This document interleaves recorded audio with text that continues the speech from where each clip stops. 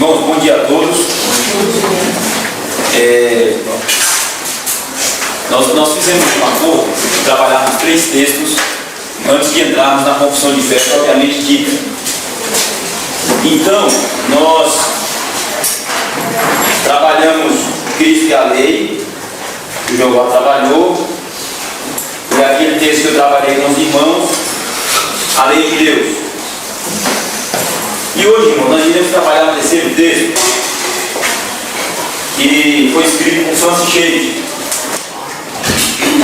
E esse texto tem o nome A Lei e a Lei do Amor. Então o nome do texto é A Lei e a Lei do Amor. Esse texto está no livro A Verdadeira Espiritualidade,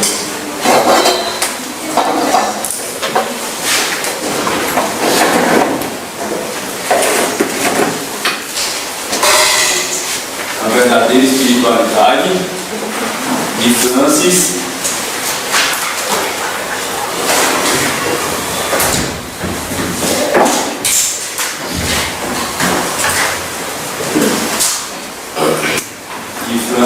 Augusto Schaeffer.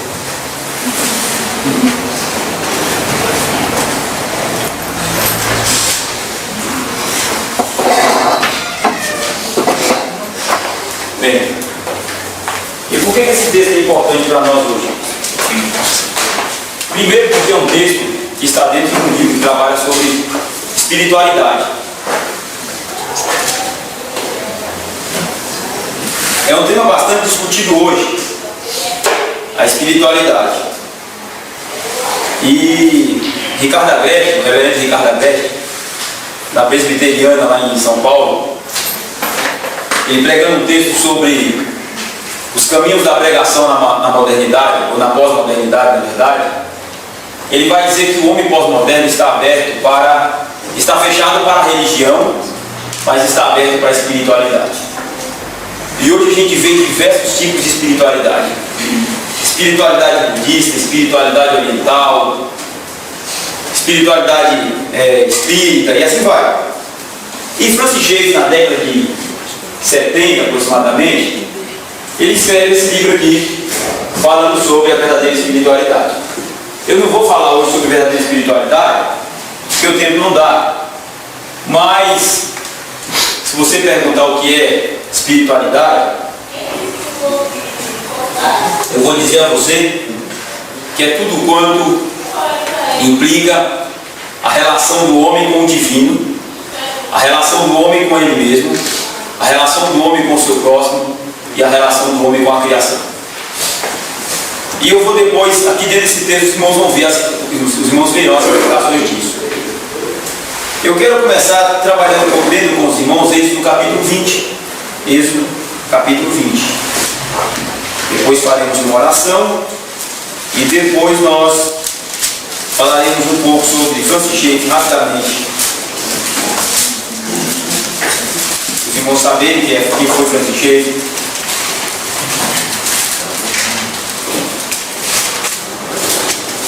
Só não vale dizer que foi meu pai.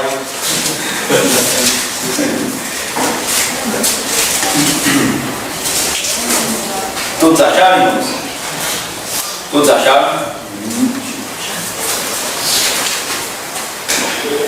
Eu vou ler, peço aos irmãos que ouçam. Então falou Deus todas estas palavras: Eu sou o Senhor teu Deus, que te tirei da terra do Egito, da casa da servidão. Não terás outros deuses diante de mim. Não farás para ti imagem de escultura, nem semelhança alguma que há em cima nos céus, nem embaixo na terra, nem nas águas debaixo da terra. Não as adorarás, nem lhes darás culto, porque eu sou o Senhor teu Deus. Deus zeloso, que visita a iniquidade dos pais e dos filhos, até a terceira e a quarta geração daqueles que me aborrecem. E faço misericórdia até 1000 gerações daqueles que me amam e guardam os meus mandamentos. Não tomarás o nome do Senhor teu Deus em vão, porque o Senhor não terá por inocente que tomar o seu nome em vão. Lembra-te do dia de sábado para o santificar. 6 dias trabalharás e farás sobre toda a tua obra, mas o 7º dia é o sábado do Senhor teu Deus. Não farás nenhum trabalho, nem tu, nem teu filho, nem a tua filha, nem o teu servo, nem a tua serva, nem o teu animal, nem o forasteiro das tuas portas para abrir. Porque em 6 dias fez o Senhor os céus e a terra, o mar e tudo que neles há, e ao 7º dia descansou. Por isso, o Senhor abençoou o dia de sábado e o santificou.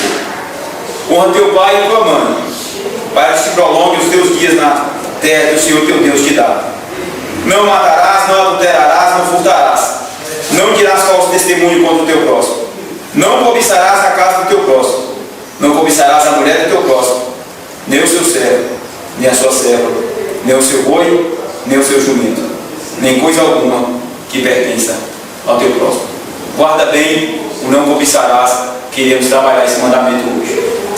Não cobiçarás o teu próximo, nem a mulher do teu próximo, nem a casa do teu próximo, nem o servo do teu próximo, nem o animal do teu próximo, nada do teu próximo, não cobiçarás. Vamos orar? Senhor Deus, nos dá graça nesta manhã. Iremos ensinar a tua palavra, Senhor. Não é fácil ensiná-la, Senhor. Precisamos de graça para ensiná-la, para aprendê-la, e mais ainda, Senhor, de graça para vivê-la. E teu Espírito Santo aqui nesta manhã, Senhor, age em nossos corações, transforme os nossos corações, nos traga vida espiritual, nos traga, Senhor Jesus Cristo, um coração de carne regenerado, para que possamos acolher a tua palavra e vivê-la pela ótica, pela luz e pela verdade do Evangelho. Em nome do Pai, do Filho e do Espírito Santo, com perdão dos nossos pecados, Senhor, é que te oramos nesta manhã. Amém e amém. Ô Anderson, põe aí uma foto para nós de Francis Schaeffer, por favor. Pode entrar na internet aí, põe a imagem no Google. Coloque aí Francis Schaeffer.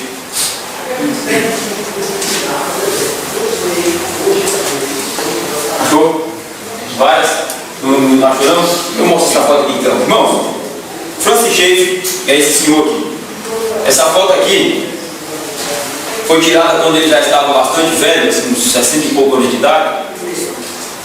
Velho não no sentido de idade, mas acabado, por diversas circunstâncias, problemas que passou.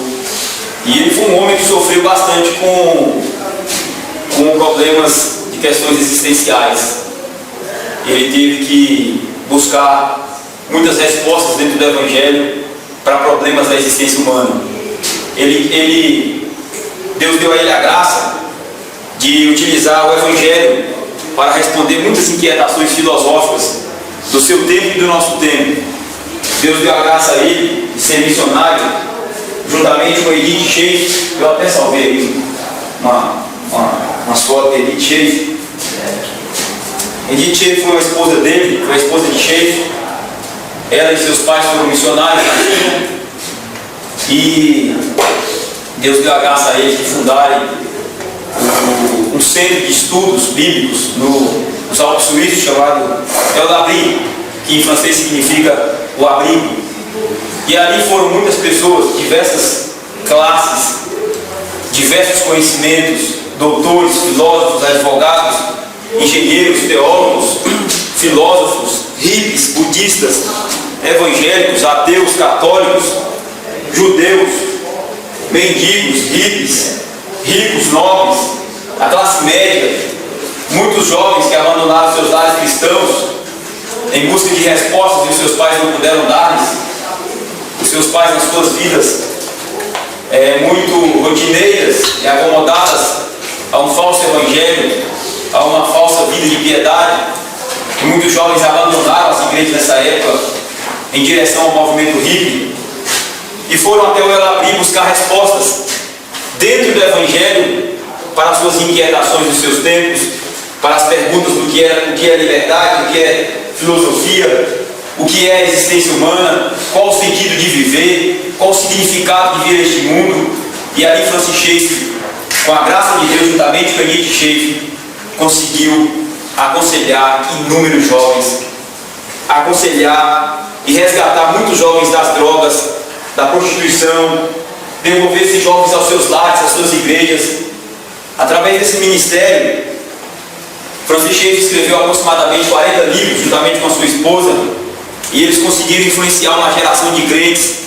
E hoje nós temos livros deles como R.C. Sproul, como John Frame, como Nancy Pearce, como Gerhard Bach, que foi um biógrafo dele. Irmãos, uma multidão de escritores, de pensadores, de pastores foram influenciados por esse irmão aqui, Francis Schaeffer, e por sua esposa Edith Schaeffer. Eram pessoas de uma vida de oração, de muita leitura, de muita investigação bíblica, de muito estudo teológico, de muito diálogo. Eram por demais receptivos. Chegaram muitas das vezes ter que perder suas cortinas lá no Eulabri, queimadas pelos drogados que ali iam. Eles acendiam seus cigarros e queimavam as cortinas lá. As camas eram usadas por jovens bêbados com doenças sexualmente transmissíveis. Edith Schaeffer pela manhã tinha que lavar todos aqueles lençóis, e à noite tinha lençol sequinho e pronto para novamente aquelas pessoas serem acolhidas ali. Uma marca do Eulabri era o acolhimento, o bom diálogo, a pregação verdadeira do Evangelho e uma vida de oração. Se você fosse ao Eulabri, você encontraria acolhimento, você encontraria boa hospitalidade, excelente diálogo, respostas do Evangelho para as suas inquietações e oração, e pessoas que iriam orar por você e orar por você. Temos ainda o Eulabri. Temos o Eulabri em Belo Horizonte, o Eulabri Brasil, tenho vontade de conhecer lá. Temos o Eulabri Brasil em Belo Horizonte. Temos o Eulabri na Inglaterra. Temos o Eulabri na Suíça, que foi o primeiro. Temos o Eulabri na Holanda, levada por Hoekemaker, que teve um diálogo muito bom com Francis Schaeffer, numa noite toda e madrugada dentro na Europa, e Hoekemaker levou o Eulabri para a Holanda. Bem, o Eulabri funciona como um centro de estudos para divulgação do Evangelho, para divulgação do Evangelho, o diálogo do Evangelho com a filosofia, o diálogo do Evangelho com as artes, o diálogo do Evangelho com a boa cultura, e o Evangelho como verdade, revelando Cristo com o seu senhorio sobre todas as áreas da existência humana, sobre todas as áreas do conhecimento humano, sobre todas as áreas do saber e do fazer humano. Entenderam? Esse é o lema da Eulabri: revelar o senhorio de Cristo sobre todas as áreas do conhecimento humano, do fazer humano, da cultura humana e do saber humano. Bem, Francis Schaeffer, claro, era um intelectual e foi acusado de intelectualizar o Evangelho. Ele foi criticado pesadamente pelos intelectuais da época, que ele estava sofisticando o Evangelho, que ele estava intelectualizando o Evangelho. Claro que eu tive muitas dificuldades em ler Francis Schaeffer, tenho até hoje, mas o primeiro livro que eu li dele foi A Morte da Razão. Foi um livro bastante difícil. Nós fomos apresentados a ele na faculdade, mas depois de umas 2, 3 leituras, nós pegamos gosto por Francis Schaeffer e descobrimos uma vasta obra e literatura dele, muito útil para quem é inquietado com as questões existenciais, com questões filosóficas, com questões sociológicas, e que precisam de respostas dadas pelo Evangelho a essas questões. Graças a Deus eu consegui a coleção das obras dele toda. Tem alguns assim farrapos que eu ainda estou conseguindo resgatar, mas são poucas coisas. Mas a obra dele na íntegra, Deus me deu a graça de conseguir. E tem muita obra dele já traduzida para o português, que eu já dei aí algumas para a igreja, vou dar mais, para os irmãos terem acesso e serem contaminados por essas verdades que Francis Schaeffer assim ensinou através de seus escritos. Esse é um dos volumes que eu tenho. Tem boas obras dele, inclusive tem aqui o Verdadeira Espiritualidade. Eu doei a minha obra em português e depois eu tive que lutar com a obra em inglês, porque a obra em português que eu tinha ficou no computador e o computador deu defeito ontem. Mas aí eu tive que ralar um pouco para conseguir aqui. Mas Deus nos deu graça, nós conseguimos. E eu quero apresentar para os irmãos esse capítulo dele, que é a lei do amor. Sabe por que esse livro foi escrito? Sabe por que esse livro foi escrito? Verdadeira espiritualidade. Foi o primeiro livro de Schaeffer escrito. Foi escrito porque Francis Schaeffer havia acabado de deixar o agnosticismo. E o agnosticismo crê que pelo nosso conhecimento nós não conseguimos conhecer a Deus, porque nós somos limitados no nosso conhecimento, somos infinitos, e Deus sendo infinito, no ser superior, nosso conhecimento humano não consegue conhecer Deus como Ele é, como Ele se revela. Francis Schaeffer era agnóstico, estudante de filosofia na sua juventude. E quando ele foi alcançado pelo Evangelho, ele começou a ser inquietado pelos questionamentos do agnosticismo.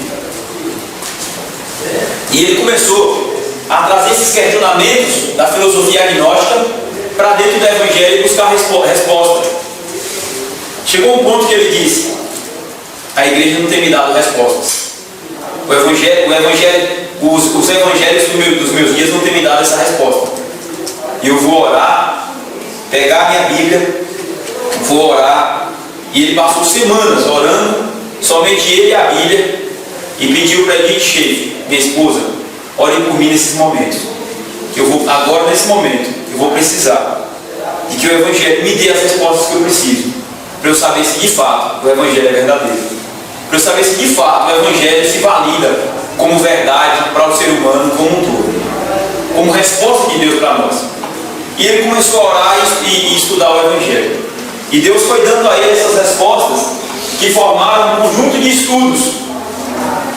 E esse estudo aqui, a lei do amor, foi um deles. E o livro Verdadeira Espiritualidade, ele é dividido em todos esses estudos que ele teve durante esse tempo de oração, de busca na palavra. E aí ele começa a ensinar esses estudos para um grupo de jovens que quiseram ouvi-lo debaixo de um galpão, assim cheio de feno, um lugar assim bem rural. E um grupo de jovens que se reunia ali para eles orarem, cantarem, louvarem a Deus e estudarem a Bíblia. E aí ele começa a ensinar esses estudos do livro Verdadeira Espiritualidade. E aqueles jovens começaram a perceber que o Evangelho tinha respostas para as suas inquietações filosóficas, questões sociais, questões intelectuais, questões sobre a arte, questões sobre a cultura. E esses jovens ficaram maravilhados, que começaram a entender que o Evangelho ele não está somente para salvar a minha alma e me jogar no céu, mas que o Evangelho salva a minha alma e me dá condições suficientes para eu viver a vida do Evangelho, a vida de Cristo, no aqui e agora, dentro dos dramas e dificuldades e problemas da minha existência. Eles começaram a perceber isso e começaram a se aprofundar nesses estudos, e foi a época que Francis Schaeffer começa a aprofundar os seus estudos no seminário, é chamado para ser professor de espiritualidade, mais na disciplina de matéria de teologia pastoral, e depois ele é mandado para a Suíça como missionário, onde ele vai fundar o Evangelho. Vou contar toda a história dele aqui porque é vasta, é muito demorada, mas esse é o resumo. E esse estudo aí, Francis Schaeffer vai justamente falar sobre o que nós estamos trabalhando: a lei e a lei do amor. A lei ainda é válida para nós hoje como Igreja de Cristo? Se ela é válida, como ela é aplicada e como ela é aplicável às nossas vidas. Nós vamos ver verdades maravilhosas hoje sobre esse assunto. Eu vou ter que correr porque são 10h23 e eu tenho pouco tempo, são quase 20 páginas de estudo, e eu consegui resumir aqui, irmãos, com letras garrafais, nas 3, 4 páginas. E eu vou tentar passar para os irmãos aqui o que eu consegui absorver desses estudos. Peço aos irmãos que leiam depois o capítulo na sua íntegra, porque para que os irmãos aprendam mais ainda e fundamentem mais ainda o que os irmãos têm aprendido. Vamos lá então? Olha só. A verdadeira espiritualidade, como eu já disse, Francis Schaeffer coloca em sinônimo de vida cristã. Então, se você quiser entender assim, o que é a verdadeira espiritualidade? É a vida cristã. É a vida que o Evangelho nos dá para viver. É a vida no aqui e agora, debaixo da cruz de Cristo, da redenção de Cristo e da justificação pela fé. Então, Francis Schaeffer sempre vai trabalhar esse tema aqui, ó, a verdadeira espiritualidade. Verdadeira espiritualidade.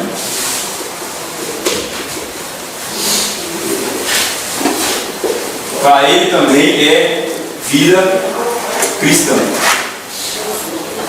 Vida cristã. Bem, só que surgiu o seguinte: todo mundo aqui que ouviu o Evangelho um dia, ou aceitou Jesus, levantou sua mão, foi lá na frente, o pastor olhou por você, e você entrou na igreja. A primeira coisa que você se depara numa igreja é o seguinte: você chega numa igreja evangélica, você aceitou Jesus, você vai ser aconselhado. Quando você vai ser aconselhado, você já é aconselhado com uma bula. Irmão, o que você não pode fazer aqui, viu? Você não pode vir de short, você não pode vir de cabelo branco, aqui você não pode vir com unha pintada, aqui você não pode andar de roupa manga cavada, aqui você não pode entrar de chapéu. Estou dando exemplos assim, básicos, bem vagos, né? Que se dá aí em muitas igrejas. Então te dá uma lista de proibições e diz assim: isso aí é que é ser crente. Esta lista de proibições que você viver é ser crente. Então você começa a perceber, então o Evangelho é isso, é viver uma vida de proibições, e vivendo essa vida de proibições eu vou estar na igreja, eu vou para o céu, estou salvo, vou continuar sendo salvo, e se resume nisso. Então a vida cristã é uma vida de proibições. Mas o que a gente tem que entender é que, primeiramente, o Evangelho nos ensina que não existe verdadeira espiritualidade, nem vida cristã, se não houver primeiro o quê? Vai haver vida cristã e verdadeira espiritualidade se não houver primeiro o quê? Novo nascimento.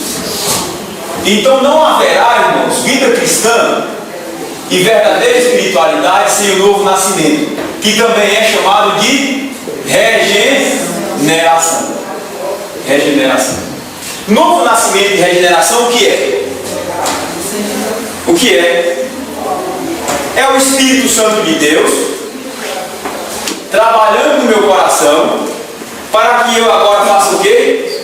Vivo espiritualmente, entenda a lei de Deus, entenda a palavra de Deus, me enxergue como pecador, me arrependa dos meus pecados e corra em direção a Cristo, buscando nele perdão e salvação, redenção e justificação. Então regeneração é nascer de novo espiritualmente. Por quê? Porque nós sabemos que primeiro todo homem já nasce morto espiritualmente. E o que é ser morto espiritualmente? É não querer Deus, é não querer o Evangelho, é odiar o Evangelho da cruz de Cristo. Todo homem já vem ao mundo odiando Deus.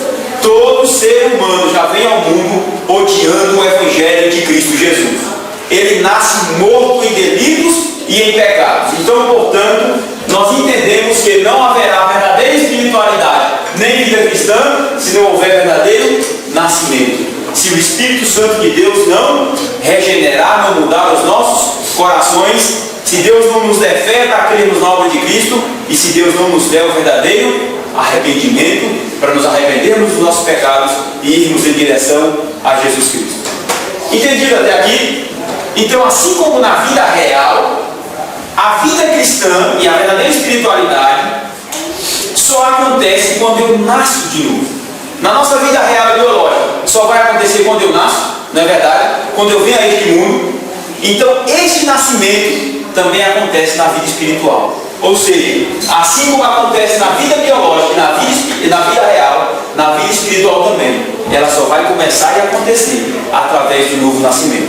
Essa é a grande verdade da verdadeira espiritualidade da vida cristã. Ou seja, não está nas minhas mãos nascer de novo, não está no meu querer nascer de novo, não está no meu querer me arrepender dos meus pecados, e muito menos não está no meu querer o quê? Desejar arrepender-me dos meus pecados. Então o que nós aprendemos aqui? Nós aprendemos o seguinte: que a verdadeira espiritualidade e a verdadeira vida cristã, ela depende de quem, irmãos? Exclusivamente de Deus. Então não depende de quem quer, nem de quem corre, mas depende de Deus ter misericórdia. Correto? E o apóstolo Paulo escrevendo a Timóteo vai dizer: a nós foi dado não somente o crer em Cristo, mas também o padecer por Ele. Então o ato de crer é dado por Deus, o ato da fé é dado por Deus também. Então aqui, meus irmãos, nós já aprendemos o seguinte: que nessa verdadeira espiritualidade, verdadeira vida cristã, o homem, o livre-arbítrio do homem, a vontade que ele acha que tem de desejar a Deus, de querer se arrepender dos seus pecados, não existe. O que existe aqui de fato é o sobrenatural, ou seja, Deus agindo em direção a pecadores. É como Jesus disse a Nicodemos: Nicodemos, necessário que é nascer de novo. Como posso eu nascer de novo já sendo velho? Como posso? Como posso eu voltar a ventre da minha mãe? Assim como é impossível a ele voltar a ser criança no ventre da sua mãe, era impossível para ele, é impossível para todos nós. O Evangelho está dizendo para nós também é impossível você nascer no reino de Deus por vontade própria. Também é impossível você nascer de novo na vida espiritual, na vida cristã, se Deus não vier até você e gerar em você por obra do Espírito Santo este novo nascimento. Até aqui entendido, irmãos? Até aqui entendido? Bem, quando isso acontece, nós somos colocados dentro de uma igreja. E geralmente, irmãos, as pessoas acham que a vida cristã se resume a isso, a uma lista de proibições. Há uma lista de proibições. Poxa, eu entrei na igreja. Aí, a partir do momento que a pessoa entra na igreja, nós vimos isso demais. Quando é homem, é terno e gravata. Terno e gravata. Sol quente de rachar, mas ele está lá de terno e gravata, assim, ainda está empapuçado, Bíblia na mão, não fala mais com os amigos que outrora tinha. Alguns familiares ele vai selecionar para falar. Os mais pecadores, assim, os mais paderneiros, ele já não fala mais, porque agora ele é santo. Ele agora é um homem separado por Deus, e ele entende essa separação, da separação do convívio em que ele vive. Então começam assim essas fragmentações na pessoa. E o indivíduo começa a perceber o seguinte: então a vida cristã é isso, é viver debaixo dessa bula de proibições. A vida cristã então se resume nesse não constantemente. Não toque, não coma, não beba, não vá para a festa, não dance. Olha, até se alegrar, algum tipo de alegria é pecado. Então não faça isso, não faça aquilo, não durma assim, não faça isso, olha, não ande com aquele lá, não volte com aquele dali, não vá para aquele lugar. Então a vida cristã se resume neste não. Só que isso gera um grande problema, porque quando. Aí nós vamos começar agora a entrar de fato nesse assunto. Quando você enxerga a vida cristã como um não maximizado para todas as áreas da vida, você não entendeu o que é o Evangelho. Você não entendeu o que é o Evangelho. E não te ensinaram bem o que é o Evangelho. Porque a partir do momento que você vê a vida cristã como um verdadeiro não diante de você, você não vai ver a verdadeira beleza do que é o Evangelho. A verdadeira beleza do que é viver com Cristo. E nós vamos ver agora as implicações desse não. Existem duas implicações. Primeiro nós temos que entender o seguinte: que a vida cristã verdadeira, ela não se resume a esse não.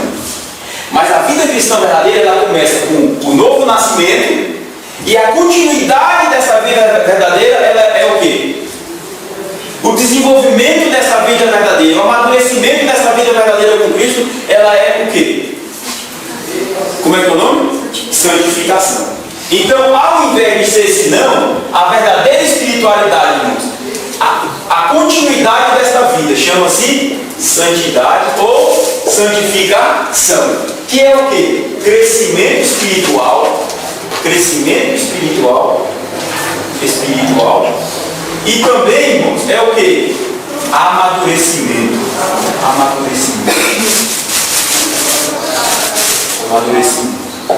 Então nós vemos aqui, que ao invés da vida cristã se resumir a um não, a vida cristã é, no seu desenvolvimento, no seu dia a dia, até Cristo retornar, é uma vida de busca de santidade, constante vida de santificação, de crescimento espiritual e amadurecimento. Isso é a vida cristã verdadeira. Vida cristã verdadeira, ela começa com o nascimento espiritual, que é obra de Deus, e ela dá continuidade em crescimento constante numa vida de santidade, que também é obra de Deus, e também você cooperando com este Deus nessa vida de santificação. Agora, o que podemos entender? Podemos entender disso tudo. Temos que entender, primeiro, que o que não é viver a vida cristã, ou o que não é, de fato, viver uma verdadeira espiritualidade. O que não é uma verdadeira espiritualidade, ou o que não é viver uma vida cristã, não é viver uma vida cheia de proibições, como nós já vimos ali. Só que aí vão surgir dois extremos. Qual o primeiro primeiro extremo. O extremo é o seguinte: vai ter um grupo de evangélicos ou de crentes que eles vão pegar na igreja deles e vão encher a igreja deles de uma lista de proibições. Então aqui mulher não corta cabelo, aqui mulher não faz unha, e geralmente são as mulheres que mais sofrem. Aqui mulher não usa batom, aqui mulher só usa vestido lá no calcanhar, os homens aqui só entram de terno, aqui não pode chegar atrasado que já vai ser excluído. Então eles fazem uma lista de proibições. Para quê? Para que todos que estejam ali, estando alinhados a essa lista, todos de fora vão dizer: aquela igreja vive uma vida de santidade. Aquela igreja de fato vive o que Cristo ensinou, de buscar a santidade, uma vida perfeita com Deus. Só que vai haver um outro grupo. O outro grupo vai chegar e vai dizer assim, vai começar a criticar essa igreja, ou esse grupo de cristãos que vivem nessa lista. Eles vão criticar, vão zombar, proibindo tudo, isso não é pecado, não é isso. Vão zombar desses irmãos, vão criticar esses irmãos, vão criticar essas igrejas, vão abandonar essas igrejas. Mas você sabe para quê? Para viver uma vida cristã de oba-oba. Para viver uma vida cristã, que eles acham que é vida cristã, fazendo o que eles derem na cabeça e dizendo para todo mundo que eles têm liberdade do Evangelho para viverem dessa forma. Então são dois extremos. Um extremo é achar que a vida cristã é um não maximizar, um não para tudo na vida, até deixar de viver. E o outro grupo vai zombar desse outro grupo que vive debaixo desse tabu, dessas listas, desse não, dessas proibições, mas só para viver essa vida do corpo. Então nessa igreja você não vai ter disciplina, nessa igreja você não vai ter ordem, nessa igreja você vai ouvir só pregações sobre a graça, que Deus é amor, que Deus perdoa todo mundo, que ali todo mundo que ali é uma realidade inclusiva. Então nessa igreja você não vai ver divisores de água, você não vai ver parâmetros para determinar quem de fato está vivendo o Evangelho e quem de fato não está vivendo o Evangelho. É uma igreja que se dissolve no mundo, é uma igreja que dissolve o seu comportamento e ela é mundanizada e secularizada constantemente. Então ela passa a ser apenas um ajuntamento social ali de pessoas para determinados fins religiosos, cada um bater o seu ponto, vamos para as suas casas, todos nós somos crentes e Deus vai salvar todo mundo no final, porque Deus não impõe proibições para ninguém. Essa é a realidade dessas igrejas. Só que, quando nós estamos diante desses dois assuntos, o que é que vem à mente? Vem à mente que, irmãos, a lei ainda é um fato para nós. A lei ainda é uma realidade para nós. E a lei de Deus, ela é sim vivida depois do advento do Evangelho. E que o Evangelho jamais suprime a lei, como o apóstolo Paulo disse, e o Jeová ensinou para nós constantemente, que a fé ela faz o quê? A fé ela confirma a lei. A fé confirma a lei. Ela não abroga a lei ou não escanteia a lei, ela vai confirmar a lei. É nesse ponto que o pastor Francis Schaeffer vai escrever o seguinte: primeiro, a lei de Deus é uma verdade para todo ser humano. Quando a lei de Deus é considerada como uma verdade para todo ser humano, acontece algo interessante para todos nós. Primeiro, que nós estamos diante de Deus, ou confrontados diante de Deus, por algo chamado de culpa moral. Culpa moral. Uma vez que eu entendo que a palavra de Deus fala para mim que a lei dele ainda está em voga, que a lei de Deus ainda está para ser aplicada na vida de todo ser humano, eu me deparo com essa questão aqui: culpa moral. O que é culpa moral? Primeiro, culpa moral não é o sentimento de culpa gerado por uma condição psicológica, ou por um esquizofrenismo qualquer, ou por uma perturbação de ordem sentimental, ou coisa do tipo. Culpa moral, irmão, não tem nada a ver com sentimento. Culpa moral não tem nada a ver com aquele remorso que quando a gente comete alguma coisa, não tinha que ter feito isso foi errado. Não tem nada a ver com isso. Culpa moral, irmão, é o resultado da confrontação da lei de Deus contra pecadores e que vai resultar, meus irmãos, no estado de separação entre o homem e Deus. Então, culpa moral significa o seguinte: que todo homem, irmãos, ele está separado de Deus pelos seus pecados e transgressões. Pecados e transgressões. Transgressões.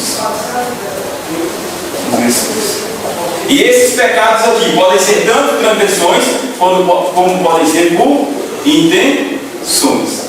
Então veja só, essa culpa moral diz que eu estou separado de Deus, que é um Deus infinito, pessoal, que é um Deus santo, um Deus infinito e pessoal, um Deus santo, um Deus que tem caráter, um Deus que tem moral, e é referência absoluta de moral. E aí eu entendo que uma vez que eu sou confrontado pela lei de Deus, eu estou separado pelos meus pecados e transgressões, e pecados que eu cometo através de transgressões, e pecados que eu cometo através de intenções. E eu estou separado desse Deus que é santo, infinito e pessoal, um Deus que tem caráter e um Deus que tem moral. Ou seja, você não precisa sentir que você é um pecador, você não precisa sentir um remorso na alma, você não precisa sentir algo na consciência que te perturbe para você dizer assim, eu estou sentindo isso porque eu sou um pecador.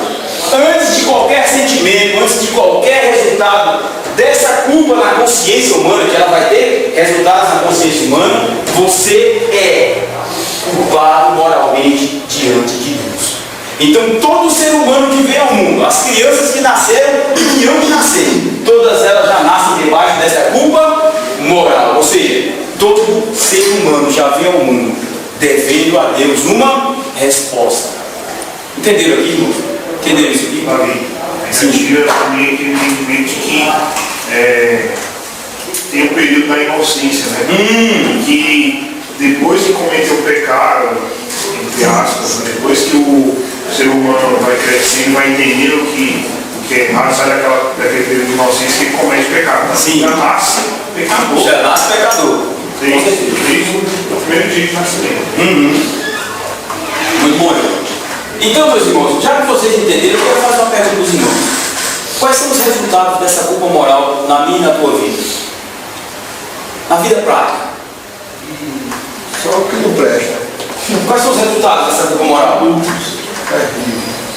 Quais são as consequências dela para mim e para você? Porque se eu não conseguir entender as consequências práticas dessa culpa moral na minha vida, então eu entendi, irmãos, que é ser confrontado pela lei de Deus. Quais as implicações dela para você?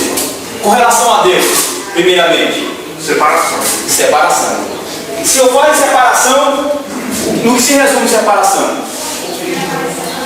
A falta de comunhão com Ele. Falta de comunhão com Ele. Falando em falta de comunhão com Ele, eu começo a entender que eu não fui criado para estar separado de Deus. Nenhum ser humano, irmãos, foi criado para estar separado de Deus. Deus criou o homem para ter comunhão com Ele. O Catecismo Maior do Westminster, na sua primeira pergunta, ele diz: qual o fim do homem, qual o objetivo do homem, qual o propósito do homem ao ser criado por Deus? E como é que o Catecismo responde? Como é que é? Glorificar a Deus e comungar com Ele eternamente. Em outro texto diz que é glorificar a Deus e usufruí-lo, ou seja, ter alegria nele eternamente, ter prazer nele eternamente, ter contento nele eternamente.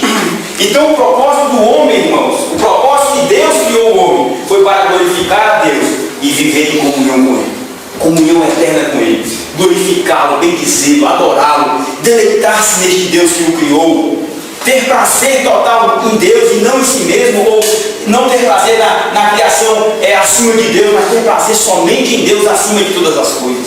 Esse foi o propósito principal do homem. Agora veja, uma vez que nós entendemos que essa culpa moral nos leva a entender que estamos separados de Deus, não temos mais comunhão com Deus, isso quer dizer que nós nos separamos de Deus por causa dos nossos próprios pecados.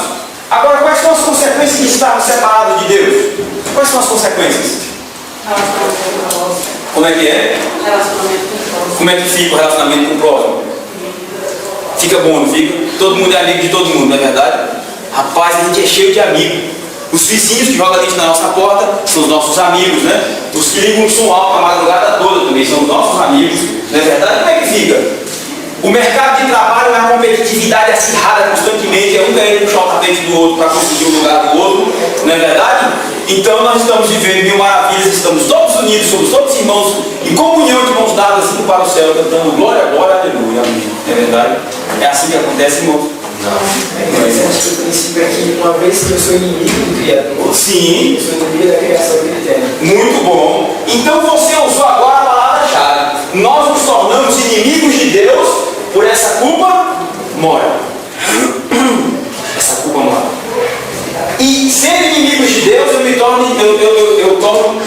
inimigo, primeiramente, irmãos, inimigo de. Depois que eu me torno inimigo de Deus, eu torno inimigo de mim mesmo. Você sabe por quê? Ama o teu próximo como. Opa! Começou a reorganizar, não foi? Ou seja, o pecado ele provocou uma separação entre mim e Deus e provoca uma separação entre eu e eu mesmo. De tal forma que quando Cristo vai dizer, quando a Bíblia vai dizer, ame o teu próximo como a ti mesmo, então ele está dizendo, eu tenho que ter amor por mim mesmo, e esse amor por mim mesmo, só quem vai devolver a mim é o Evangelho de Cristo Jesus. E quando eu passo a amar a mim mesmo como alguém criado por Deus, para glorificar a Deus, para se deleitar em Deus, eu começo também a dispensar amor para com o meu próximo. Então o Evangelho de Cristo começa a fazer essa cura de culpa moral, que me separa de Deus, me separa de mim mesmo e me separa do meu próximo. Então eu tenho 3 esferas aqui atingidas pela culpa moral. Estou separado de Deus. Como é que nós estamos separados de Deus, irmãos? Como é que nós estamos separados de Deus? Como inimigos de Deus. O apóstolo Paulo vai dizer, vós eres filhos da desobediência, inimigos de Deus, filhos da ira, como também os demais. Essa é a condição de todo homem sem Deus. Essa é a condição de todo homem debaixo da culpa moral. Ele não é amiguinho de Deus, não. Por mais que ele faça um coraçãozinho desse eu amo Deus, por mais que ele compre um carro novo e coloque assim, Deus é amor, por mais que ele coloque o nome de Deus, cite o nome de Cristo, vá à igreja, mas se ele não foi alcançado pelo Evangelho de Cristo Jesus, ele continua sendo um inimigo de Deus. Ele pode dar um metodismo na igreja, ele pode ser o crente mais presente ali, mas se Cristo não o salvou, através da obra do Espírito Santo de regeneração, da graça, da aplicação do Evangelho, ele continua inimigo de Deus, mesmo sendo religioso. Essa é a grande verdade. Então veja, agora nós vamos passar para o próximo ponto. Então nós entendemos que o homem é pecador por transgressão e intenção. Não é o fato somente de eu praticar o pecado que eu me torno pecador, mas o fato de eu já alimentar o pecado dentro do meu coração, Deus já me vê debaixo dessa culpa moral. Eu alimentei no meu coração a cobiçar uma mulher. E o próprio Cristo disse, se você olhar para uma mulher, já com interesse impulso no seu coração, você já adulterou com ela. Então Cristo estava fazendo a internalização da lei, mostrando que as intenções do coração também diante de Deus são consideradas como pecado. Aprendemos também até aqui que a culpa moral nos separa de Deus, de nós mesmos e do homem. Agora nós vamos entender o seguinte: como é que essa culpa cessa? Como é que essa culpa cessa? Porque o propósito de Deus não é que o homem fique separado dele. O propósito de Deus não é que a criação viva nessa fragmentação total. O propósito de Deus é que os seres humanos para os quais Ele criou para a sua glória também vivam em comunhão na igreja. Então esse Deus interessado nesse reatar com o homem, em fazer novamente a comunhão com o homem, como é que Ele vai dar cabo dessa culpa moral? Primeiro, nós não conseguimos, por nós mesmos, eliminar essa culpa moral. Só que todas as religiões do mundo, exceto o cristianismo verdadeiro e bíblico, que tem a verdadeira espiritualidade, todas as religiões do mundo, eles vão lutar para se livrar dessa culpa moral. Ainda que ele entenda o que é culpa moral, ou não entenda o que é culpa moral, mas ele sabe que existe um débito muito grande dele para com a divindade, para com o sagrado, para com o Criador, para com Deus.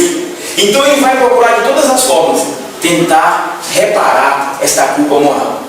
E aí onde entram as religiões da salvação pelas obras. Aí vai entrar a penitência, aí vai entrar Ativismo, né? O ativismo, muito bom, vai entrar o autoflagelamento, vai entrar o sacrifício de seres humanos, que foram sacrificados, muitos seres humanos, principalmente crianças, aos deuses Moloque, ao deus Baal e a muitos deuses, para aplacar a ira daquelas divindades, que eles achavam que eram aquelas divindades que estavam iradas contra eles, quando na verdade é o Deus Todo-Poderoso que está irado contra o homem pecador, como diz o Jonas Edwards, pecadores nas mãos de um Deus irado.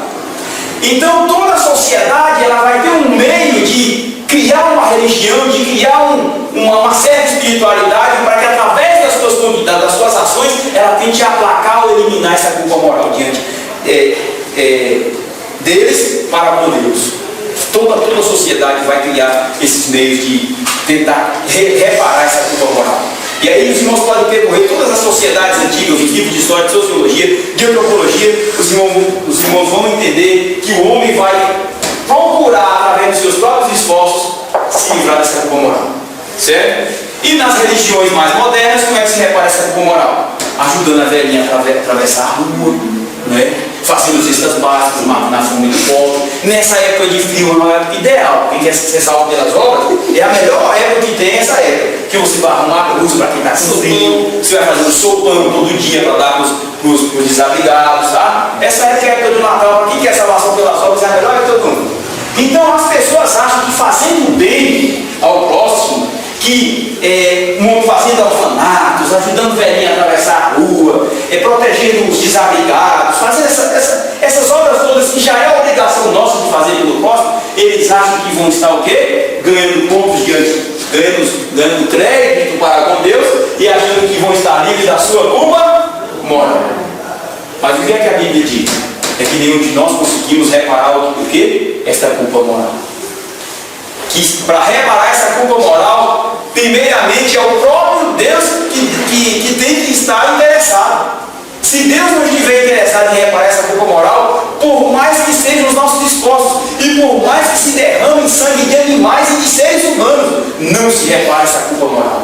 O próprio escritor aos Hebreus, nos seus primeiros capítulos, ele vai dizer que é impossível que o sangue de bodes, de ovelhas, de bezerros fosse capaz de reparar o pecado, o mal do pecado, fosse capaz de eliminar o pecado, fosse capaz de extirpar o pecado, fosse capaz de extirpar o quê? A culpa moral entre nós e o nosso Deus. Então, como é que é reparado? Primeiramente, Deus se interessou em reparar essa culpa moral.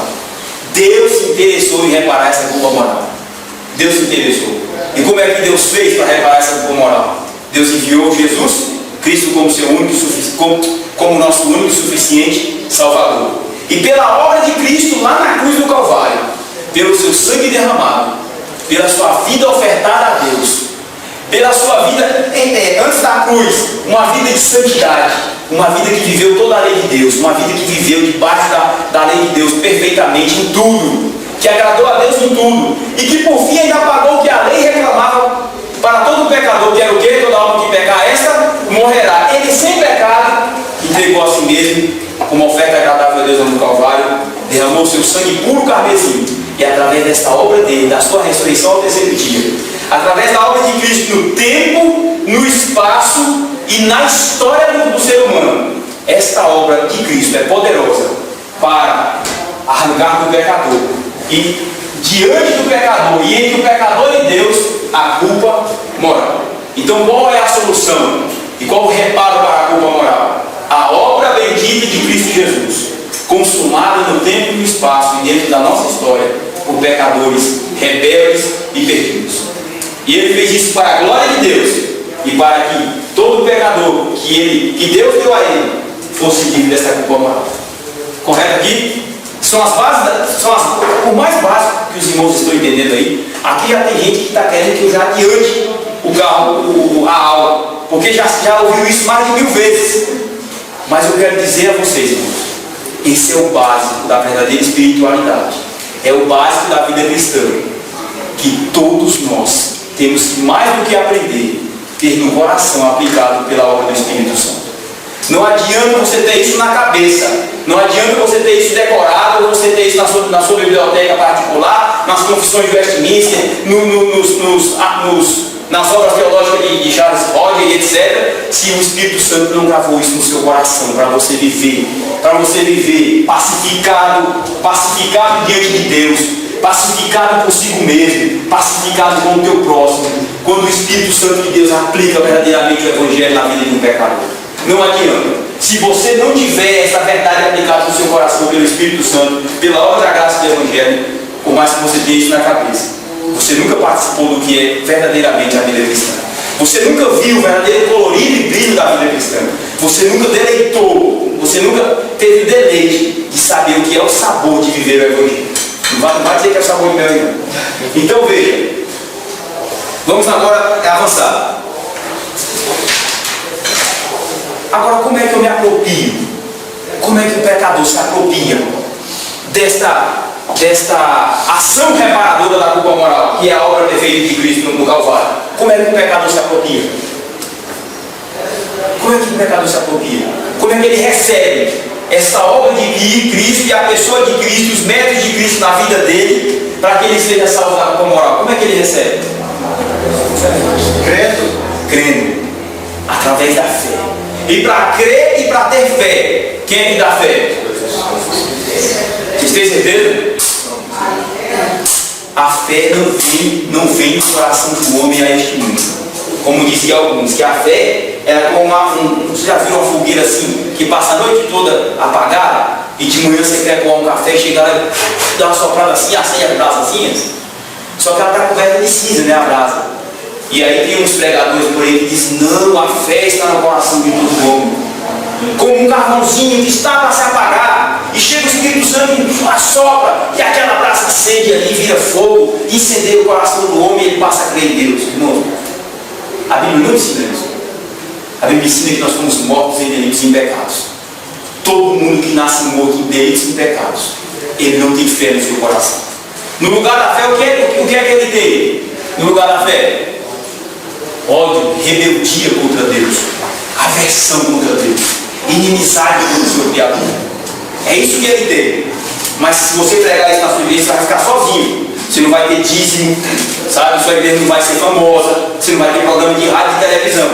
Mas o que o Evangelho manda pregar é que o homem que vem ao mundo sem Deus, o homem que já nasce rebelde sem Deus, no lugar do seu coração ele tem ira, inimizade, rebeldia contra Deus.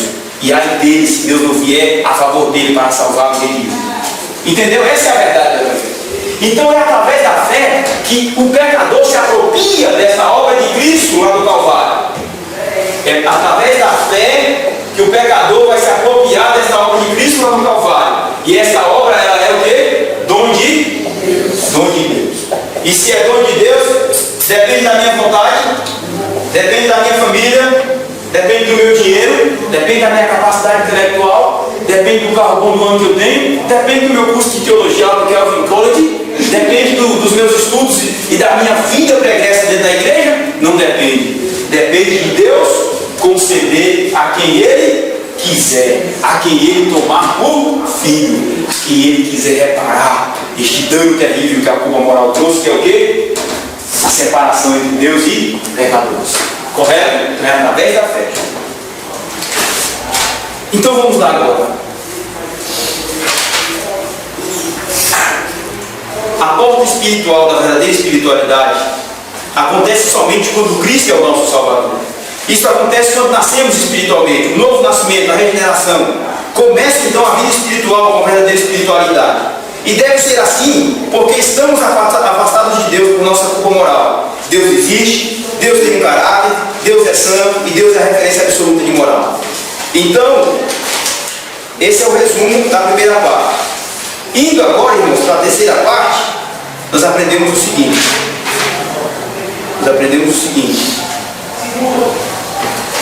Vamos aí.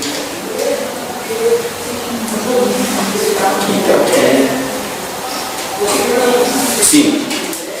A verdadeira espiritualidade não se resume a nascer espiritualmente com a nossa vida, como a nossa vida biológica não se resume no nosso nascimento. Vem então o crescimento, o amadurecimento, a santidade. A santidade é o seguinte: é vida no aqui e agora, até Jesus voltar, ou Cristo voltar, ou nós partirmos para a eternidade com Deus. Aprendemos aqui. vamos entrar na questão da lei. Me perdi aqui nesse.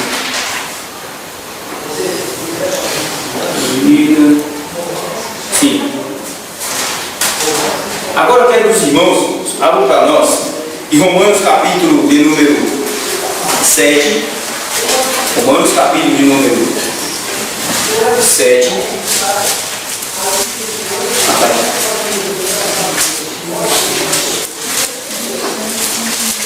Romanos capítulo de número 7, versículo de números 7 ao 9. Marcos, pode ler para nós, por favor, com a voz do trovão aí. Vamos lá. Que diremos, pois, é a lei pecado? De modo nenhum. Mas eu não teria como conhecido o pecado, senão por intermédio da lei. Sim. Pois não teria conhecido a cobiça, se a lei não disser, não cobiçarás. Sim. Mas o pecado, tomando ocasião pelo mandamento, despertou em mim toda sorte de concupiscência, porque sem lei está morto o pecado. Sim. Outrora, sem a lei eu vivia, mas sobrevindo o preceito, enviou o pecado e eu morri. Muito bom. Muito bom. Então veja, aqui o apóstolo Paulo está dizendo que a lei não é anulada. E que ele não teria conhecido o pecado se a lei não dissesse a ele, não cobiçarás. O apóstolo Paulo, ele começa a trabalhar uma verdade aí interessante, que eu já ensinei para os irmãos também.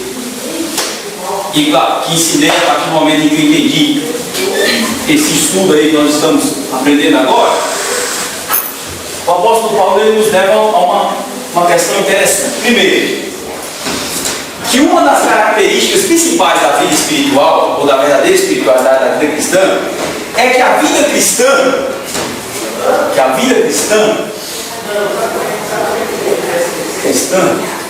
ela é interna, antes de ser externa. Por que nós temos que aprender isso aqui, irmãos? Porque é o seguinte: vocês lembram do grupo que tem uma lista de recomendações para não cumprir? Para eles, a vida cristã, primeiramente, é eu estar diante daquilo que eu vejo, das proibições de fora de mim. O apóstolo Paulo também vivia assim no judaísmo. E ele vivia todas as leis cerimoniais. Ele não roubava, ele não mentia, ele não espancava o próximo de certa forma lá. Ele vivia impecavelmente tudo que a lei ensinava para o ponto de vista externo. Então tudo que a lei proibia para fora de mim, o apóstolo Paulo vivia. Então o apóstolo Paulo disse: eu era judeu de judeus, eu sobressaía a todos da minha idade. Eu era o 01 da sala, eu era o nota 10, eu fui criado aos pés de Gamaliel. Então quanto à lei eu era irrepreensível, Paulo vai dizer. Só que um dia, quando o Espírito Santo de Deus começou a trabalhar no coração de Paulo, Deus já começou a trabalhar com o Espírito Santo no coração dele, ele se depara com esse mandamento. Qual o mandamento? O último mandamento que nós lemos diante do capítulo 20. Qual é o mandamento? Não cobiçarás. Aí o apóstolo Paulo se defronta com esse mandamento. No êxodo do capítulo 20, está lá o mandamento: não cobiçarás. E o apóstolo Paulo diz que nesse exato momento ele passa a fazer o quê? O que ele disse aí, Maxwell? A partir desse momento que ele é defrontado pelo mandamento não cobiçarás, ele passa a entender o quê? Que ele não teria conhecido o pecado se a lei tivesse dito não cobiçarás. Paulo entendeu que de fato, irmãos, o pecado é uma realidade. Primeiramente, ele é uma realidade espiritual. E por ser espiritual, é uma realidade interna. E o apóstolo Paulo entendeu o grande perigo da religião. É que a religião só me leva a trabalhar com aquilo que está fora de mim, com aquilo que eu vejo e com aquilo que o meu próximo vê. Então o meu próximo vai olhar para mim, ele não rouba, ele não mente, ele não desacata ninguém. É uma pessoa ilibada, proba, íntegra. É um santo, vai para o céu. Olha as boas obras que ele faz. Então é tudo que as pessoas veem. Mas quando o Evangelho, o Espírito Santo chega e utiliza esse mandamento, não cobiçarás, eu percebo que o pecado, antes de estar fora de mim, antes de eu ter que lutar com ele fora de mim, o pecado está dentro de mim e enraizado no meu coração, enraizado na minha vida, e ele contaminou todas as estruturas da minha vida, todos os meus relacionamentos. Quando o apóstolo Paulo entendeu esse versículo, ele disse: sai de mim que vou obedecer. Estou perdendo. terrível, porque agora eu entendo que tudo que eu praticava para mostrar para os outros que eu era um judeu impecável, que eu era um religioso exemplar, agora a lei vem e me diz que eu sou um cobiçador. E que o pecado, antes de ser uma realidade externa, ele é uma realidade interna que eu tenho que lutar com ela. E que agora eu percebi que existe uma grande batalha dentro do meu coração, que é ter que lutar contra a cobiça. Aí o pastor Francis Schaeffer vai pegar essa verdade aqui da cobiça, que nos revela que a verdadeira espiritualidade, ela é primeiramente interna, porque primeiramente o pecado me atingiu espiritualmente, me atingiu internamente, e que os resultados para fora disso serão destruições em todas as áreas, mas que primeiramente a vida cristã ela começa no âmbito interno, porque ela tem que reparar o que o pecado fez no meu coração, na minha vida interior. O Francis Schaeffer vai ensinar o seguinte, que nós cobiçamos duas pessoas. Nós passamos a vida toda cobiçando duas pessoas. Primeiramente nós cobiçamos a Deus. Em segundo lugar, nós cobiçamos o próximo. Nós vamos ver isso aqui agora.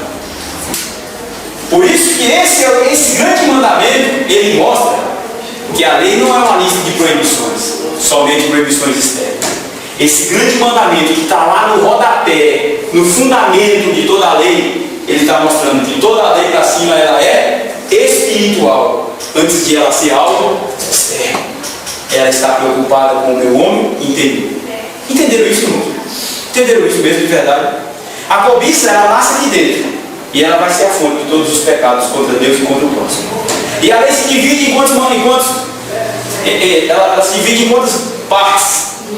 Duas partes. A primeira parte, referente a Deus. E a segunda parte, referente ao meu próximo. E aí, quando Jesus foi questionado lá em Mateus, pelos escribas e fariseus, o que ele disse a respeito da lei de Deus? Mestre, qual é o grande mandamento? E ele disse o quê? Amar a Deus sobre todas as coisas.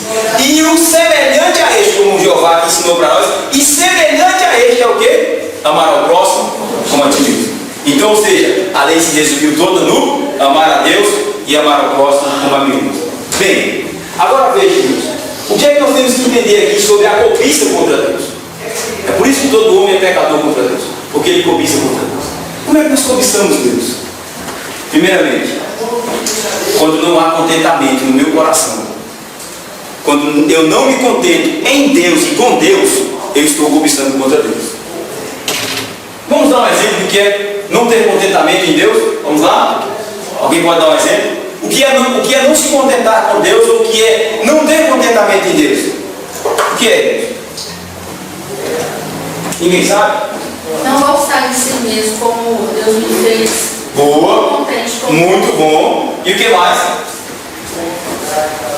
Você vive tentando agradar as pessoas?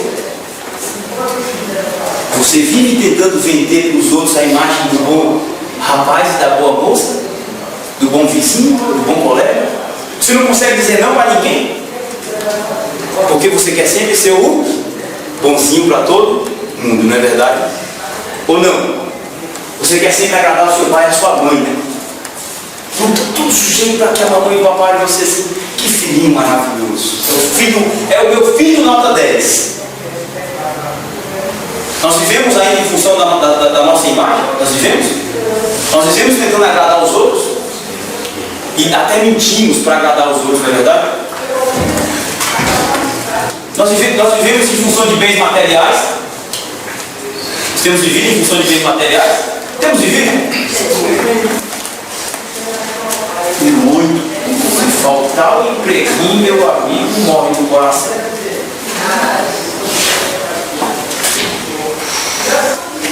E as nossas crises de ansiedade? E as noites de sono sem dormir?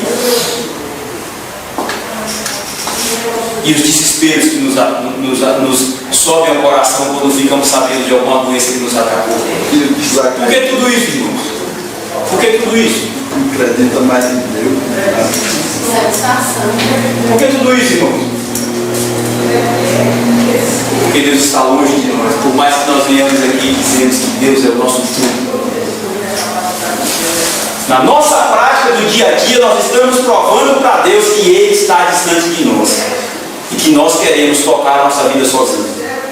Que nós queremos ter o controle de todos os nossos atos, de todas as nossas atitudes.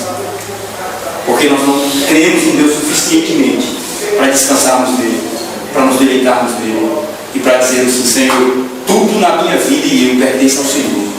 E o que o Senhor quiser fazer comigo, que o Senhor faça para a glória do teu nome. Falar como o apóstolo Paulo disse: nós estamos todos os dias sendo entregues à morte por amor a Cristo. Quem tem essa consciência, irmãos, minada e trabalhada pelo Evangelho, de dizer que estamos todos os dias sendo entregues à morte por amor a Cristo, o que vier a acontecer com ele é lucro. O que vier a acontecer com ele é cosquinha. É cosquinha no pé para ele. Quem chega ao ponto de dizer assim: mas nada me separará do amor de Deus que está em Cristo Jesus, o meu Senhor, nem altura, nem profundidade, nem anjos, nem principados, nem porvir, nem poderes do presente, nem a morte, nada poderá me afastar do amor de Deus que está em Cristo Jesus. Quem está declarando isso, o apóstolo Paulo, lá pelo Espírito Santo, está declarando uma certeza que ele tomou a alma. Ele está entendendo de fato que essa é a verdadeira confissão do Evangelho, que ele descansa em Deus e que ele sabe que Deus está no controle de tudo e principalmente da vida dele também. Não é verdade? Aí quando nós começamos a querer tocar a nossa vida, os nossos projetos: eu quero é assim, eu quero ter uma casa assim, daqui a pouco vou ter esse carro, eu estou estudando doido para esse concurso, porque eu quero ser analista lá e tal, e vamos lutar, e vamos nessa. E aí vem as frustrações quando isso não acontece, quando o carro que eu esperava não veio, quando a casa que eu almejava não veio, quando o emprego que eu estava tão bem nele, eu fui demitido. Quando tudo isso acontece, o que é que vem? O que acontece nas nossas vidas? A gente continua aquele crente fervoroso, não é verdade, irmão? Todo dia na igreja: oh glória, que Deus tomou, assim foi da vontade de Deus, é verdade, irmãos? Não é não, irmãos, porque aqui, nós estamos cobiçando contra Deus.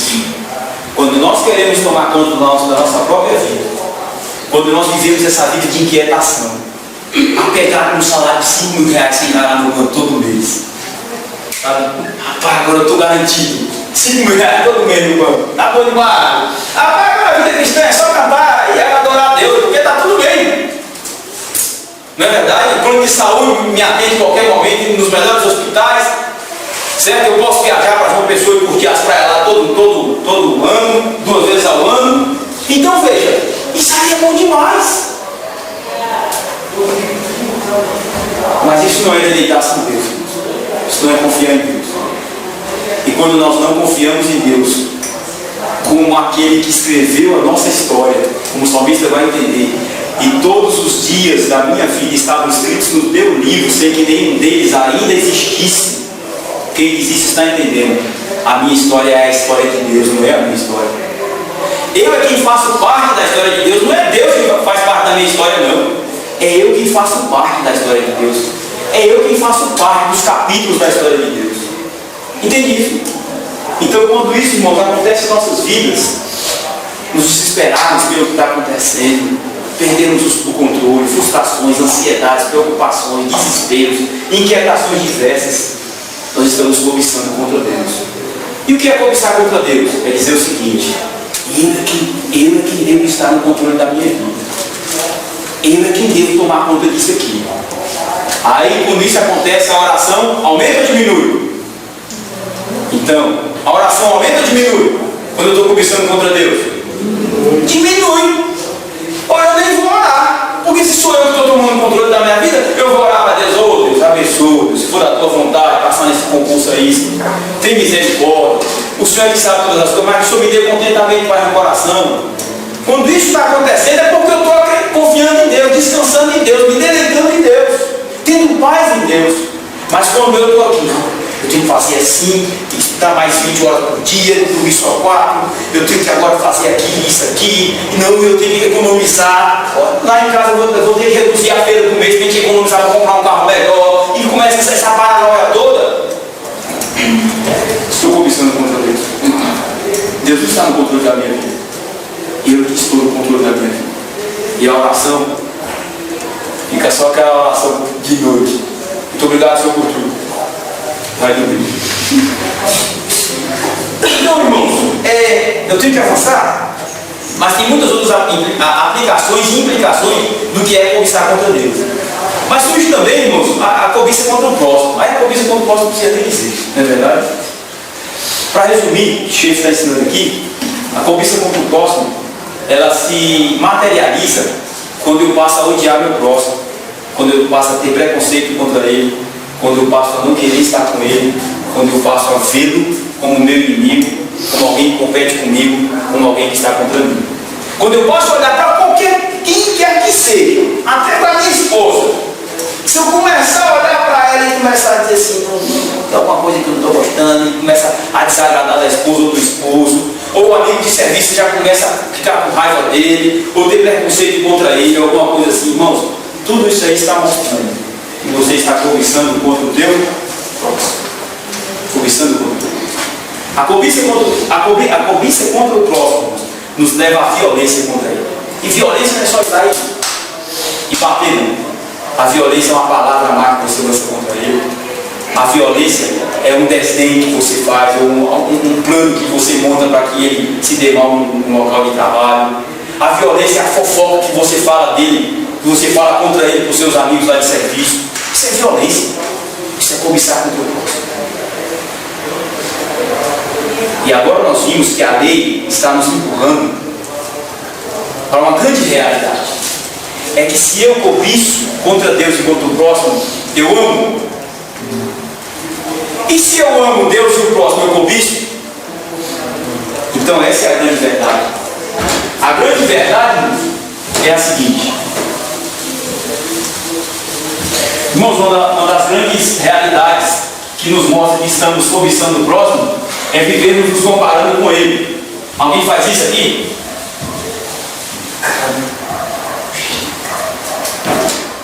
Queria ser um intelectual igual Francis Schaeffer. Essa comparação que eu faço está revelando que eu cobiço contra o meu próximo. Nossa, eu queria ter um carro para o meu vizinho dele. Que carro? Estou cobiçando contra o meu próximo. Aí, nossa, eu queria ter aquele carro mas que meu vizinho tem. Cara, que carro? Feriado toda semana praticamente, mês expediente, dinheiro à vontade, viagens internacionais, curso e mais curso para melhoramento da carreira. Queria ser assim. Você já se comparou com alguém? Você já viveu uma vida de comparação? Todas as vezes que nós nos compararmos com o próximo, estamos vivendo uma vida de cobiça contra o próximo. Então nós vamos aprender agora o seguinte: que onde houver a cobiça, não haverá o quê? Amor. Então, se eu cobiço contra Deus, eu não amo Deus. Se eu cobiço contra o próximo, eu não amo o meu próximo. Entenderam até aqui, irmãos? Entenderam? Manda ver? Sim. Só um momento. E juntamente com essa cobiça, sempre vem isso que o senhor acabou de falar aí, que é a gente sempre tem uma justificativa para essa cobiça. Pensando que é uma cobiça, né? Por exemplo, quando vem, eu ouvi uma vez uma irmã falar para mim assim, eu quero ganhar mais, eu quero dizimar mais, para ajudar mais a obra. Ela falou, você tem que falar isso. Aí eu fiquei assim, geralmente, nós seres humanos, quando nós sabemos que nós estamos em condição, nós sempre temos uma justificativa, eu quero lutar, eu quero então é sempre assim, sempre bem, porque a gente sabe que a gente está. É verdade, irmão. Eu quero um carro melhor para ajudar os irmãos, né?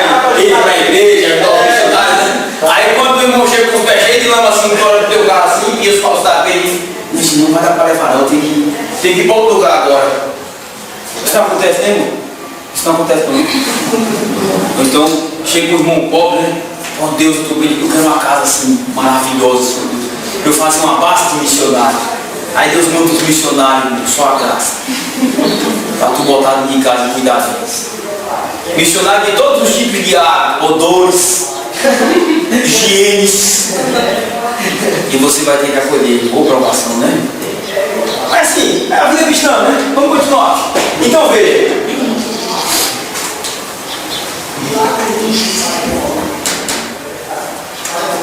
cobiçou contra Deus e contra o próximo, não amo a Deus nem o meu próximo. Certo? Pronto, fechou. Essa é a grande verdade. Para resumir, o que é que nós temos que entender agora? Temos que entender o seguinte, irmãos.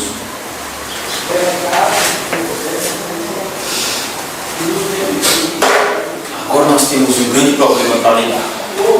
E agora eu vou mostrar para os irmãos porque é mais fácil você estar numa igreja que tem uma lista de tabus contra você do que você estar numa igreja que prega o evangelho, que mostra que a verdadeira espiritualidade é uma realidade interna antes de se nascer. Irmãos, é mais fácil você vir todo dia na igreja. É mais fácil você jejuar todo dia, porque todo mundo está vendo isso. E você mesmo vai estar recebendo esse retorno, esse feedback. Olha só como eu sou uma pessoa de oração. Não falta um culto de oração. Eu jejuo todas as semanas. O meu dízimo é o melhor da igreja. Eu faço cestas para dar alimento aos pobres. Eu invisto em obras missionárias. Eu faço muitas e muitas coisas em prol do reino de Deus. Então é mais fácil, irmãos, nós estarmos fazendo essas coisas por lá de fora do que a gente ter que olhar para dentro de nós e vermos esta guerra constante que não vai nos deixar, irmãos, enquanto Cristo não vier buscar a sua igreja, porque não irá nos deixar enquanto nós não partirmos para a glória, enquanto os nossos corpos não forem glorificados. E que guerra é essa? É a cobiça competindo com o amor dentro de nós. É a cobiça constantemente competindo contra o amor, e o amor contra a cobiça. Então essa é a grande batalha que se trava dentro de mim e você. E essa é a grande realidade da verdadeira espiritualidade. E essa é a grande realidade para onde nos empurra esse mandamento que está dizendo não cobiçarás. Ela nos empurra e nos diz que nós temos que olhar para dentro de nós. Antes de fazermos qualquer coisa do lado de fora, fazermos cestas básicas, andarmos de terno e gravata e burca e cabelo grande, ou seja lá o que for, irmãos. Antes de cumprirmos qualquer uma dessas ordenanças, a verdadeira espiritualidade e vida cristã nos leva a olharmos para dentro de nós mesmos e vermos que constantemente estamos cobiçando contra o nosso próximo, contra Deus, e que nós precisamos do amor de Deus para amar a Deus e amar o nosso próximo como nós mesmos. Essa é a grande verdade da verdadeira espiritualidade. Bem, mas o que resta agora para nós entendermos, irmãos, é o seguinte. Romanos 8, 28, por favor. Romanos 8, 28. Alguém vai abrir para mim Efésios capítulo 5, versículo 3 e 4. Colossenses 2 e 7. Já estou terminando. Só 8 minutos para terminar. Saber que todas as coisas cooperam para o bem daqueles que amam a Deus, daqueles que são chamados segundo o seu propósito. Então, irmão, o que é que esse versículo está dizendo? Esse princípio é bem difícil, né? Porque todas as vezes que acontece alguma coisa de ruim com a gente, é para a gente normalmente não sabe, mas futuramente a gente vai saber o que é o poder. Correto. No momento é bem dolorido. E esse é o teste de descansarmos em Deus e sabermos que nós estamos cobiçando contra Ele. Porque se soubermos que todas as coisas estão contribuindo para o bem daqueles que amam a Deus, então é Deus que está no controle de nossas vidas e de tudo e da história. Então nós vamos saber o seguinte: é Deus que está no controle. É Deus que está no comando. Claro que isso não será um reconhecimento mecânico ou plástico, como diz o texto de Francisco, um sorriso plástico no rosto, dizer assim, Deus está no controle de tudo. Claro que nós teremos sofrimento, claro que nós teremos perdas, teremos que lutar contra isso tudo. Mas o verdadeiro Filho de Deus, ele vai ter essa paz no coração, e saber que Deus está cooperando em tudo para o bem dos filhos de Deus. Esse é o grande teste. Quando eu não me desesperar acima de todas as circunstâncias, em saber que eu tenho que descansar em Deus, porque Ele é quem é dono de todas as situações, de todos os acontecimentos da minha vida e de toda a história. Esse é o grande teste. Agora eu quero que alguém leia para mim Efésios 5, 3 e 4. Mas a imundícia e toda sorte de impureza ou cobiça nem sequer se nomeia entre nós, como convém aos santos. Nem conversação torpe, nem palavras vãs ou chocarices, coisas essas inconvenientes. Antes, pelo contrário, ações de graças. Antes, pelo contrário, ações de graça. Na base da lista ele fala de ações de graça, mas ele começou a descrever sobre o que, irmãos? Pecados. E pecados grosseiros, não é isso? Impudicícia, malícia, uma série de pecados grosseiros. E esses pecados, na maioria das vezes, estão aí na lista de pecados de ordem sexual. Então Paulo vai descrevendo seus irmãos, os irmãos de Éfeso, e no final ele termina: mas antes, ações de graça. Ou seja, uma vida de pecado é totalmente uma vida que vive em ações de graça e gratidão a Deus, constantemente. Então esses dois versículos, Romanos 8, 28, todas as coisas cooperam para o bem daqueles que amam a Deus e são chamados segundo o seu propósito, e o texto ali que termina com ações de graça, eles estão relacionados com o teste de que nesse momento nós não estaremos cobiçando contra Deus. Agora vamos, irmãos, para um outro versículo. Eu quero que os irmãos leiam também ainda. Filipenses 4,6. É a prova de que não estaremos cobiçando contra Deus. Filipenses 4,6. Não estejais inquietos em coisa alguma. Isso. Antes das vossas petições sejam muito conhecidas diante de Deus, pela oração espírita com as famílias. Então, o que acontece aí, irmã Danúbia? O que o apóstolo Paulo está dizendo? Nós não devemos estar ansiosos. E no final, o que ele diz? Mas antes, tem que apresentar a Deus em oração e com ações de graça, não é isso? Súplicas e ações de graça. Então está dizendo o seguinte: que se eu tenho uma vida de oração e uma vida de ações de graças, e eu levo todas as minhas preocupações, anseios, vontades, projetos, sonhos e deposito diante de Deus, eu vou estar vivendo uma vida que ama a Deus e que não cobiça contra Ele. Essa é a verdadeira atitude de quem descansa em Deus. Ele está sempre em uma vida constante de oração e de gratidão. Quem está numa vida de constante oração, de constante gratidão a Deus, levando tudo quanto anseia diante de Deus, é alguém que vive amando a Deus e não cobiçando contra Ele. Agora, para finalizar, irmãos, a verdadeira espiritualidade não é uma verdade que se restringe, irmãos, apenas a uma verdade negativa, que é o não cobiçarás. A questão não é isso. Só essa realidade negativa. Ela tem a realidade positiva. E eu quero que agora os irmãos leiam para mim Gálatas capítulo 2, versículo 20. Eu quero que Maxwell leia Romanos 6 e 4 e versículo 6 também. Eu quero que Samuel leia para mim Gálatas 5, do 13 ao 15. Quero que o irmão Ari, por favor, leia para nós Gálatas de novo para finalizar, capítulo 6, do 22 e 23. Maxwell, por favor.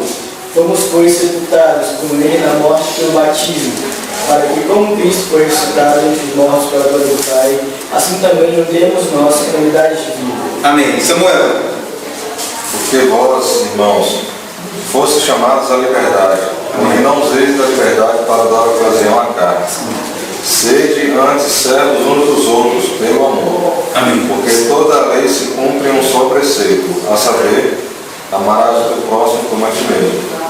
Se vós, porém, vos mordeis e devorais uns aos outros, vede que não sejais mutuamente destruídos. Certo. Gálatas 2 e 20. Já estou crucificado com Cristo, e vivo não mais eu, mas Cristo vive em mim. E a vida que agora vivo na carne, vivo na fé no Filho de Deus, o qual me amou e se entregou a si mesmo por mim. Amém. Mole, por favor. O Gálatas 6, de 22 a 23. 6 de 22. Gálatas 6, fruto do Espírito. 5, desculpa, 5. 22, 22. Isso. Mas o fruto do Espírito é amor, alegria, paz, longanimidade, benignidade, bondade, fidelidade, mansidão, domínio próprio. Quando essas coisas não há lei. Então veja, o texto termina dizendo o quê? O fruto do Espírito é? Pode ler. Amor. A lei está contra o amor? Não. Porque quem não ama, cobiça, transgride a lei. E quem não cobiça, ama. Então a lei jamais vai estar contra o amor. Por isso que é a lei e a lei do amor. E o fruto do Espírito é amor, o que mais, irmão? Alegria, paz, longanimidade, benignidade, bondade, domínio próprio, fidelidade, mansidão. Vocês percebem que tudo isso todas essas palavras estão relacionadas a relacionamentos para com Deus, relacionamentos para com o próximo, e principalmente na esfera para com o próximo? Mansidão, domínio próprio, a temperança, o amor, a fidelidade. Então, contra essas coisas não há lei. Por que não há lei? Porque é a lei do amor. Quem vive a lei do amor, que é amar a Deus e amar o próximo, não cobiça contra Deus nem contra o próximo. E a palavra de Deus não estará contra ele. Essa é a grande batalha, irmãos, da verdadeira vida cristã, da verdadeira espiritualidade. Que estaremos todos os dias lutando contra esta realidade. Só que tendo a seguinte verdade entesourada no coração: de que já morremos com Cristo e que com Ele também já ressuscitamos. E agora não mais vivemos no pecado, mas para vivermos em novidade de vida. Sabe o que é que nos dá poder contra a cobiça? É a ressurreição de Cristo Jesus. Se você vive a ressurreição de Cristo Jesus na sua vida todos os dias, você vai ter poder suficiente em si que Deus vai te dar para você viver contra a cobiça. Por quê? Porque você já morreu para o pecado quando Cristo foi crucificado. E quando Cristo ressuscitou dentre os mortos, você também foi ressuscitado dentre os mortos pelo poder de Deus para a glória de Deus Pai. E só quem é ressuscitado, irmãos, com Cristo é quem tem poder sobre o pecado, é quem tem poder sobre a carne, é quem tem poder sobre a cobiça, porque agora ele vive o quê? Na realidade de um ressurreto, um ressuscitado com Cristo dentre os mortos. Amém? E para finalizar, Joel, repita aí Gálatas capítulo 2 e 20, para ele finalizar.